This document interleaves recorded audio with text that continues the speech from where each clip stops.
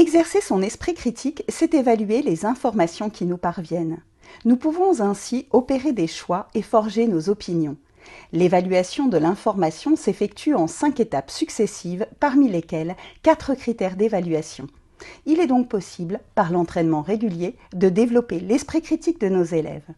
La première étape de cette méthode est la métacognition, c'est-à-dire la prise de conscience de nos premières pensées et de nos premiers ressentis face à une information. Il ne s'agit pas réellement d'un critère d'évaluation de l'information, mais d'une évaluation de notre réception de celle-ci.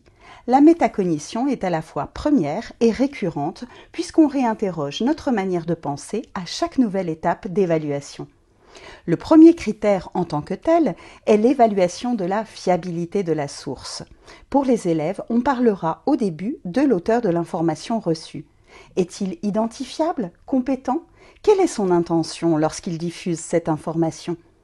Le deuxième critère est la plausibilité de l'information. Est-elle en cohérence avec l'ensemble des connaissances acceptées? Le troisième critère d'évaluation est la pertinence de l'argument. Le discours est-il logique, cohérent avec le sujet exposé? Le quatrième et dernier critère est la qualité de la preuve. La méthode employée pour prouver l'information est-elle rigoureuse? S'appuie-t-elle sur des expérimentations répétées, sur des observations objectives, ou bien est-ce un fait exceptionnel qui ne peut donc pas être généralisé?